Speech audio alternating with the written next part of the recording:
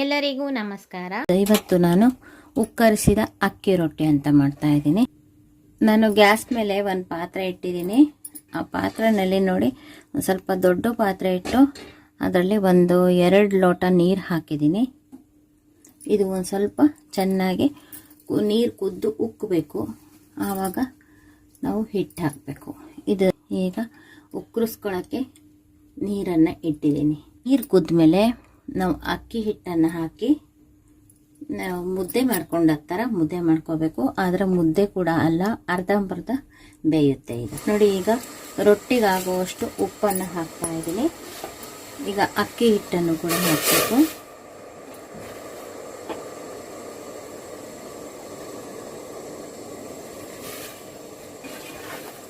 ನೀರಿಗಿಂತ ಒಂದು ಸ್ವಲ್ಪ ಜಾಸ್ತಿನೇ ಅಕ್ಕಿ ಹಿಟ್ಟು ಹಾಕಬೇಕು. ಈಗ ಇದು ಉಕ್ಕು ಬರುತ್ತೆ. ನಾವು ಇದಕ್ಕೆ ಕೆಲವರು ಉಕ್ಕ್ರಿಕೇಟ್ ಅಂತಾರೆ. ಇದು ಉಕ್ಕು ಬರ್ತಾ ಇದೆ. ಇದನ್ನು ನಾವು ಗೂರಾಡ್ಕೋಬೇಕು. ಈ ನೀರು ಈ ಹಿಟ್ಟಿಗೆ ಸಾಲೋದಿಲ್ಲ, ಅದು ಮುದ್ದೆನೂ ಆಗೋದಿಲ್ಲ, ಇದು ಆಗೋದಿಲ್ಲ. ನೋಡಿ, ಇಷ್ಟು ಮಾಡಿಟ್ಕೊಂಡ್ಬಿಟ್ರೆ ನಾವು ಒಂದು ಸ್ವಲ್ಪ ದೊಡ್ಡ ಪಾತ್ರೆನೇ ತಗೋಬೇಕು. ಈಗ ನಾವು ಇದನ್ನು ಒಂದು ಸ್ವಲ್ಪ ತಣ್ಣಗೆ ಗ್ಯಾಸ್ ಆಫ್ ಮಾಡ್ತಾ ಇದ್ದೀನಿ. ಇಷ್ಟೇ ಮಾಡ್ಕೋಬೇಕಷ್ಟೆ, ತೀರ ಮುದ್ದೆನೂ ಆಗೋದಿಲ್ಲ ಇದು. ಇದನ್ನು ಒಂದು ಸ್ವಲ್ಪ ತಣ್ಣಗೆ ಮಾಡಿಕೊಂಡು ಚೆನ್ನಾಗಿ ಮಿದ್ದು ನಾದಬೇಕು. ನೋಡಿ, ಇವಾಗ ಉಕ್ಕರಿಸಿದ್ದು ಉಕ್ಕ್ರಿಕೇಟ್ ತಣ್ಣಗಾಗಿದೆ. ಈಗ ನಾವು ಇದೇ ಪಾತ್ರೆನಲ್ಲೇ ಕಲಿಸ್ಕೋಬಹುದು. ಈಗ ಅಷ್ಟೊಂದು ಬಿಸಿ ಇಲ್ಲ. ಸ್ವಲ್ಪ ನೀರು ಚುಂಗಿಸ್ಕೊಂಡ್ಬಿಟ್ಟು ಇನ್ನೊಂದು ಸ್ವಲ್ಪ ಹಿಟ್ಟು ಹಾಕೊಂಡ್ಬಿಟ್ರೆ ಇದಕ್ಕೆ ನಡೆಯುತ್ತೆ.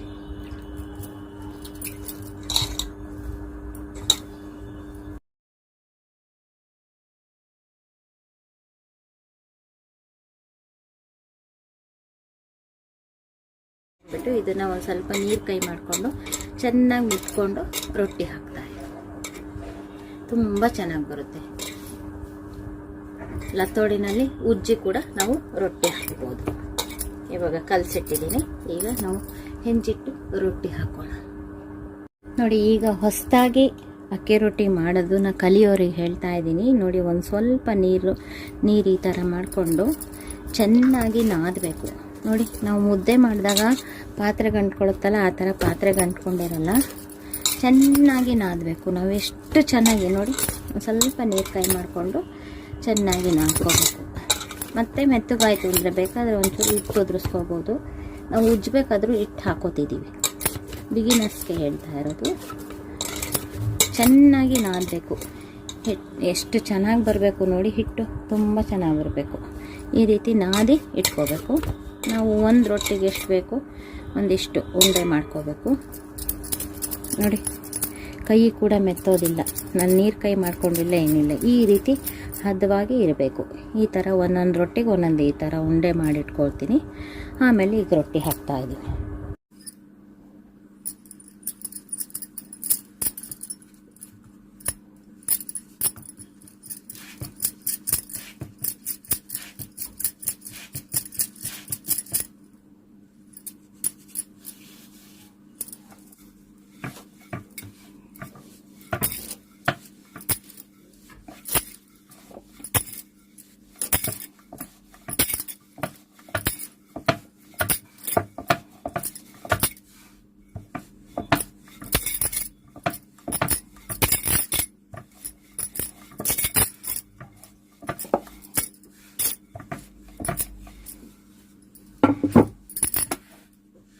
ನೋಡಿ, ನಾವು ಹಿಂಗೆ ರೊಟ್ಟಿ ಉಜ್ಜಿದಾಗ ದಡ ಹೊಡ್ಕೊಳ್ಳುತ್ತೆ,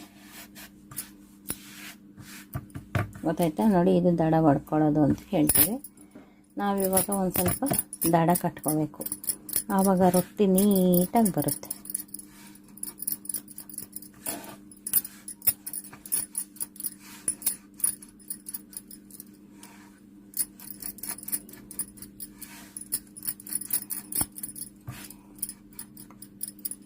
ನೋಡಿ, ಒಡೆದಿರೋ ದಡನೆಲ್ಲ ಕಟ್ಕೊಂಡಿದ್ದೀನಿ. ಈಗ ಒಂದು ಸ್ವಲ್ಪ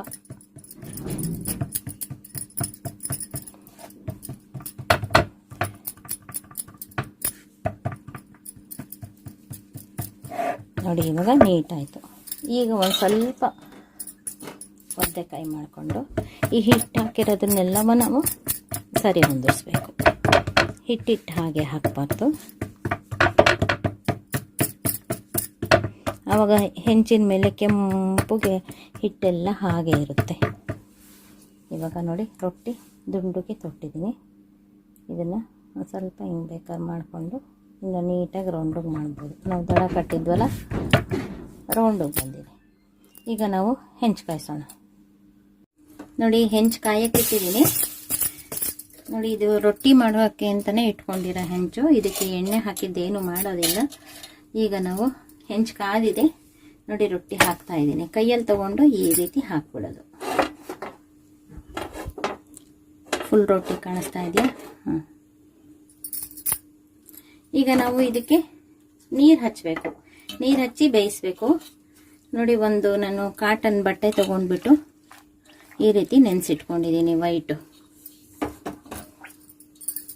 ಇದು ನೋಡಿ ಹಬೆ ಹಬೆ ಬರ್ತಾ ಇದೆ ರೊಟ್ಟಿ ಮೇಲೆ, ಆಯಿತಾ? ಆವಾಗ ನಾವು ನೀರು ಹಚ್ಚಬೇಕು. ನೀರು ಹಚ್ಚಬೇಕು ಅಂದರೆ ಜಾಸ್ತಿ ಹಚ್ಚಬಾರ್ದು. ಹೀಗೆ ನೋಡಿ ಬರೀ ಒಂದು ಸ್ವಲ್ಪ ಒದ್ದೆ ಆಗೋ ಹಂಗೆ.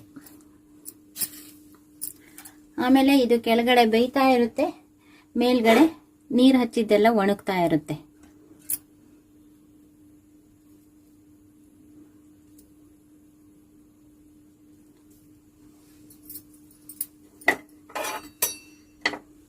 ಈಗ ರೊಟ್ಟಿ ನೋಡಿ ತುಂಬ ಚೆನ್ನಾಗಿ ಬರುತ್ತೆ.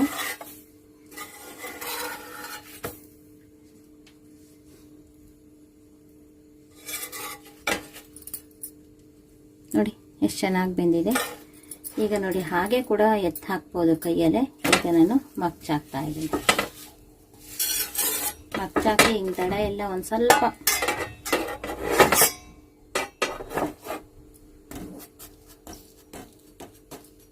ಇದು ಒಂದು ಸ್ವಲ್ಪ ಅಗಲ ಇದೆ. ನಾವು ಈ ಹೆಂಚು ಎಷ್ಟಿದೆಯೋ ಅಷ್ಟು ಅಗಲ ಕೂಡ ಬೇಕಾದ್ರೂ ರೊಟ್ಟಿ ಹಾಕ್ಬೋದು. ಉರಿ ತಾಕೋದಿಲ್ಲ ಗ್ಯಾಸ್ನಲ್ಲಾದರೆ. ಒಲೆ ಮೇಲಾದರೆ ಫುಲ್ ಉರಿ ದಡದ ತನಕ ಉರಿ ಬರುತ್ತೆ. ಈ ಗ್ಯಾಸ್ ಮೇಲಾದರೆ ಏನಾಗುತ್ತೆ ನೋಡಿ, ಸೆಂಟ್ರಲ್ ಮಾತ್ರ ಒತ್ತುತ್ತೆ, ದಡ ಎಲ್ಲ ಬೇಯೋದಿಲ್ಲ ತುಂಬ ದೊಡ್ಡದಾಕಿದ್ರು. ಅದಕ್ಕೆ ನಾನು ಇಷ್ಟು ಚಿಕ್ಕದೇ ಹಾಕ್ತಾ ಇದ್ದೀನಿ. ನೋಡಿ ಅಕ್ಕಿ ರೊಟ್ಟಿ ರೆಡಿ ಆಯಿತು. ನೋಡಿ ಎಷ್ಟು ವೈಟ್ಗೆ ಎಷ್ಟು ಚೆನ್ನಾಗಿ ಬಂತು ಅಂದರೆ ಅಷ್ಟು ಚೆನ್ನಾಗಿ ಬಂತು. ಇವಾಗ ನಾವು ಇದನ್ನು ನೀಟಾಗಿ ಬೇಯಿಸ್ಕೋಬೇಕು. ಅಂದರೆ ಇಲ್ಲಿ ದಡ ಎಲ್ಲ ಒತ್ತಿ ಒತ್ತಿ ಒತ್ತಿ ಬೇಯಿಸ್ಕೋಬೇಕು. ಆವಾಗ ಚೆನ್ನಾಗಿ ಬೇಯುತ್ತೆ.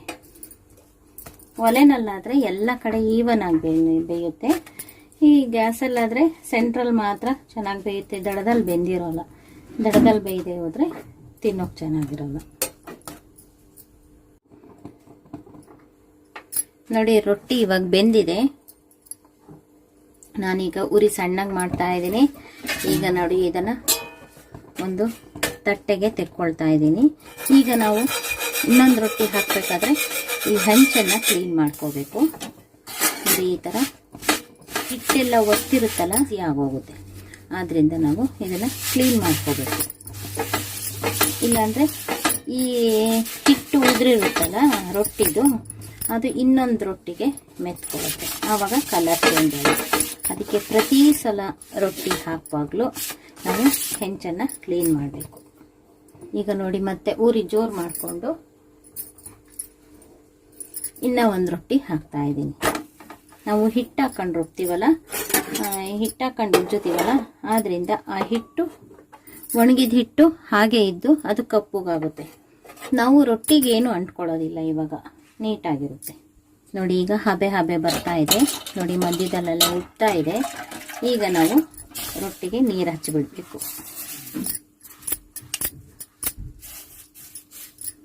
ಕೆಳಗಡೆ ಬೇಯೋದ್ರೊಳಗಡೆ ಮೇಲ್ಗಡೆ ನೀರು ಹಚ್ಚಿದ್ದು ಕೂಡ ಒಣಗಿರುತ್ತೆ.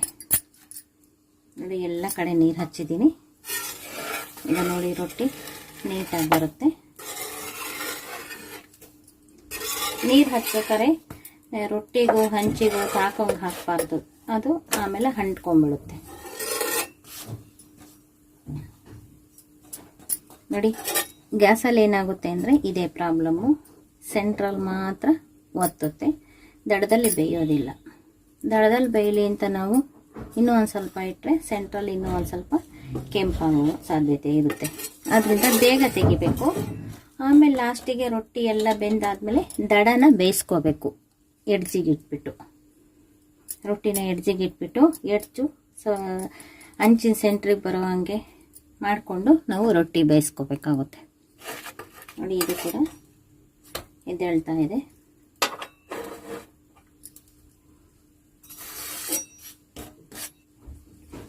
ನೋಡಿ, ಇವಾಗ ರೊಟ್ಟಿ ಎದ್ದಿದೆ. ಇಲ್ಲಿ ಸೆಂಟ್ರಲ್ ಮಾತ್ರ ಚೆನ್ನಾಗಿ ಬೆಂದಿದೆ, ದಳದಲ್ಲಿ ಅಷ್ಟೊಂದು ಬೆಂದಿರೋಲ್ಲ. ಅದಕ್ಕೆ ನಾವೇನು ಮಾಡಬೇಕು ಅಂದರೆ ನೋಡಿ, ಕೆಳಗಡೆನೂ ಹತ್ತಿರ ನೀಟಾಗಿ ಬಂದಿದೆ. ಈಗ ನೋಡಿ, ಹಿಂಗೆ ಮಗ್ಚಾಕ್ಬಿಟ್ಟು ಹಿಂಗೆ ಒಂದು ಸ್ವಲ್ಪ ಒತ್ತಿ ದಡದಲ್ಲಿ ಮಾತ್ರ ಹಿಂಗೆ ತಿರುಗಿಸ್ತಾ ಬೇಯಿಸ್ಬೇಕು. ಈಗ ಹೊಸದಾಗಿ ಕಲಿಯೋರಿಗೆ ನಾನು ಹೇಳ್ಕೊಡ್ತಾ ಇದ್ದೀನಿ. ಎಲ್ಲ ಗೊತ್ತಿರೋರಾದರೆ ಓಕೆ, ಗೊತ್ತಿಲ್ಲದೆ ಹೋದರು ತಿಳ್ಕೊಳ್ಳಿ ಅಂತ. ಕೆಲವು ಮಂದಿ ನಾನು ನೋಡಿದ್ದೀನಿ, ಪ್ರತ್ಯಕ್ಷ ನೋಡಿದ್ದೀನಿ, ರೊಟ್ಟಿ ಬೆಂದಿಲ್ಲ, ಚೆನ್ನಾಗಿ ಬೇಯಿಸಕ್ಕೆ ಬರಲ್ಲ ಅವಳಿಗೆ ಅಂತ ಜಗಳ ಮಾಡಿರೋ ಪರಿಸ್ಥಿತಿನ ನಾನು ನೋಡಿದ್ದೀನಿ ಎಷ್ಟೊಂದು ದಿನ. ಆದ್ದರಿಂದ ರೊಟ್ಟಿ ಮಾಡಿದ್ರೂ ರೊಟ್ಟಿ ನೀಟಾಗಿ ಬೇಯಿಸ್ಲಿಕ್ಕೆ ಬರಬೇಕು. ಒಲೆನಲ್ಲಾದರೆ ಎಲ್ಲ ಕಡೆ ಕಾವಾಗುತ್ತೆ, ಗ್ಯಾಸಲ್ಲಿ ಹೋಗೋದಿಲ್ಲ. ಅದನ್ನು ನೋಡಿ ಇದು ಹಿಟ್ಟು ಒತ್ತಿಬಿಟ್ಟಿರುತ್ತೆ, ಇದಕ್ಕೆ ಅಂಟ್ಕೊಳ್ಳುತ್ತೆ. ಹಸಿ ಅಂಶ ಇದ್ದರೆ ಮಾತ್ರ ಅಂಟ್ಕೊಳ್ಳುತ್ತೆ. ಆದ್ದರಿಂದ ನೆಕ್ಸ್ಟ್ ರೊಟ್ಟಿ ಹಾಕ್ಬೇಕಾದ್ರೆ ಇದನ್ನೆಲ್ಲ ಕ್ಲೀನ್ ಮಾಡ್ಕೋಬೇಕು. ಏನೂ ಕಪ್ಪೋಗಿಲ್ಲ. ಇದೊಂದು ಸ್ವಲ್ಪ ಹತ್ಕೊಂಡಿತ್ತು, ಹಿಂಗೆ ಉದುರಿಸಿದ್ರೆ ಹೋಗುತ್ತೆ. ನೋಡಿ ಎಷ್ಟು ಚೆನ್ನಾಗಾಯ್ತು ರೊಟ್ಟಿ. ಈಗ ನಾನು ಇದನ್ನು ಕೂಡ ತೆಕ್ಕೊಳ್ತಾ ಇದ್ದೀನಿ. ನೋಡಿ, ಈಗ 2 ರೊಟ್ಟಿ ಕಂಪ್ಲೀಟ್ ಆಗಿದೆ. ಚಿಕ್ಕದಾಗಬೇಕಾದ್ರೂ ಹಾಕ್ಬೋದು, ಒಂದು ಸ್ವಲ್ಪ ದೊಡ್ಡದಾಗಬೇಕಾದ್ರೂ ಹಾಕ್ಬೋದು. ನಾವು ಬಡಿಸ್ಬೇಕಾದ್ರೆ ಈ ರೀತಿ ರೊಟ್ಟಿನ ಇದು ಮೇಲ್ಭಾಗ,